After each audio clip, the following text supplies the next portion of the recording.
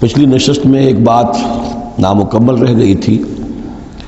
حضور کے انتقال کے موقع پر میں نے جیسا کہ آپ کو بتایا کہ پھر حضرت ابو بکر جب تشریف لائے انہوں نے پھر خطبہ دیا، اس میں یہ آیت بھی پڑھی وما محمد الا رسول قد خلت من قبلہ الرسل افإن مات أو قتل انقلبتم على أعقابكم ومن ينقلب على عقبيه فلن يضر الله شيئا۔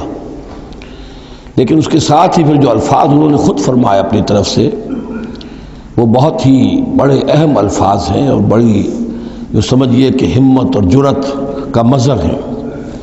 من کان یعبد اللہ من کان یعبد محمدا فإن محمدا قد مات۔ جو کوئی بھی بندگی کرتا تھا پوجتا تھا محمد کی، وہ سن لے کہ محمد کا انتقال ہو گیا صلی اللہ علیہ وسلم۔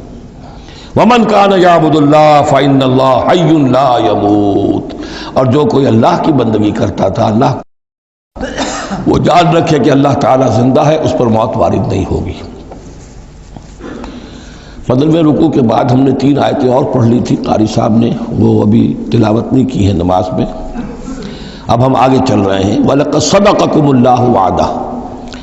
اب یہ جو عارضی شکست ہو گئی تھی اور مسلمانوں کو زخم پہنچی جس سے ان کے دل زخمی تھے، اس کے ضمن میں اب یہ بہت ہی قول فیصل کے انداز میں یہ آیت آئی ہے وَلَقَدْ صَدَقَكُمُ اللَّهُ وَعْدَهُ۔ دیکھو مسلمانوں، تم ہم سے کوئی شکایت نہیں کر سکتے، اللہ نے تم سے اپنا وعدہ پورا کر دیا تھا۔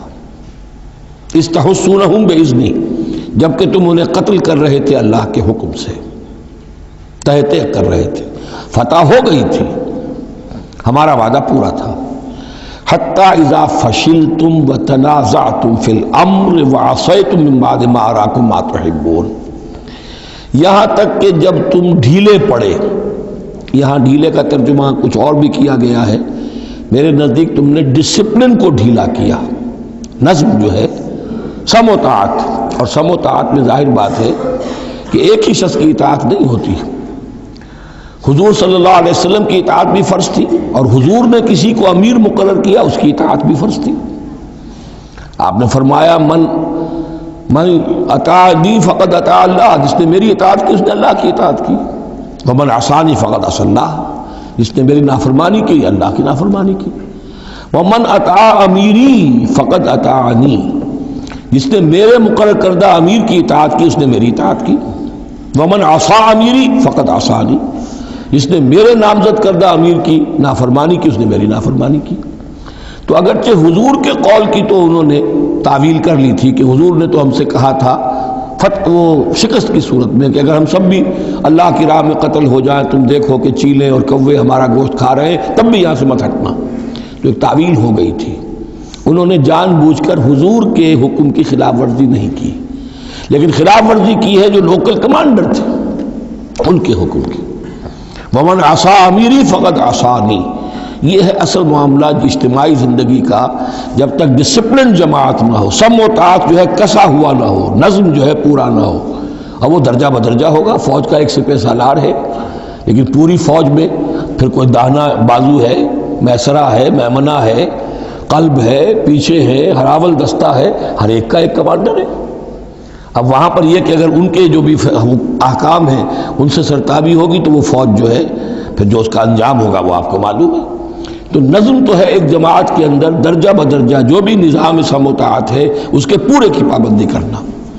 حتیٰ اذا فشلتم، جب تم ڈھیلے پڑ گئے، وتنازعتم فی الامر، اور امر میں تم نے جھگڑا کیا، وعصیتم من بعد ما اراکم ما تحبون، اور تم نے نافرمانی کی اس کے بعد کہ تم نے وہ چیز دیکھ لی جو تمہیں محبوب ہے۔ میری تعویل اس آیت کے بارے میں یہ ہے، اور بعض علماء نے تو خیر اس کو بہت پسند کیا ہے، بعض نے جو صحابہ کرام سے اتنا قلبی لگاؤ نہیں رکھتے انہوں نے کہا یہ خام خواہ کو صحابہ کی وکالت کرتے ہیں۔ میرا یہاں پہ موقف یہ ہے کہ بعد ما اراکم ما تحبون سے مراد مال غنیمت نہیں ہے، اس لیے کہ مال غنیمت کی تقسیم کا قاعدہ جو ہے غزوہ بدر کے بعد ہو چکا تھا، چاہے کوئی شخص کو جمع کرے نہ کرے برابر کا حصہ اسے ملے گا۔ یہاں من بعد ما اراکم ما تحبون سے مراد فتح ہے، اور اس کے لیے قرآن یفصل بعضہ بعضا، سورہ صف کی وہ آیت وَأُخْرَىٰ تُحِبُّونَهَا نصر من اللہ وفتح قریب۔ گویا کہ یہاں بندہ مومن کو دنیاوی کامیابی کو بھی اپنا مقصود نہیں بنانا ہے۔ کامیابی کسے پسند نہیں ہے؟ مقصود نہیں، مقصود ہے اللہ کی رضا جوئی اور اپنا فرض ادا کرنا، مقصود یہ رہے۔ باقی کامیابی ہو ناکامی ہو جو کچھ بھی ہو اللہ کی مرضی ہے، اللہ کی حکمت ہے، اللہ کب فتح لانا چاہتا ہے وہ بہتر جانتا ہے۔ تو یہاں من بعد ما اراکم ما تحبون اکثر نے یہ سمجھا ہے کہ اس سے مراد ہے مال غنیمت کی طلب میں وہ وہاں پہرا چھوڑ کر چلے گئے۔ میرے نزدیک یہ بات صحیح نہیں ہے، یہاں پر ما تحبون سے مراد فتح ہے۔ وَلَقَدْ صَدَقَكُمُ اللَّهُ وَعْدَهُ إِذْ تَحُسُّونَهُم بِإِذْنِهِ حَتَّىٰ إِذَا فَشِلْتُمْ وَتَنَازَعْتُمْ فِي الْأَمْرِ وَعَصَيْتُم مِّن بَعْدِ مَا أَرَاكُم مَّا تُحِبُّونَ مِنكُم مَّن يُرِيدُ الدُّنْيَا، تم میں سے وہ بھی ہیں جو دنیا چاہتے ہیں، دنیا میں کامیابی ہو جائے، ہمارا بول بالا ہو جائے، حکومت ہماری قائم ہو جائے۔ مِنكُم مَّن يُرِيدُ الدُّنْيَا وَمِنكُم مَّن يُرِيدُ الْآخِرَةَ، تم میں وہ بھی ہیں جو صرف آخرت کے طالب ہیں۔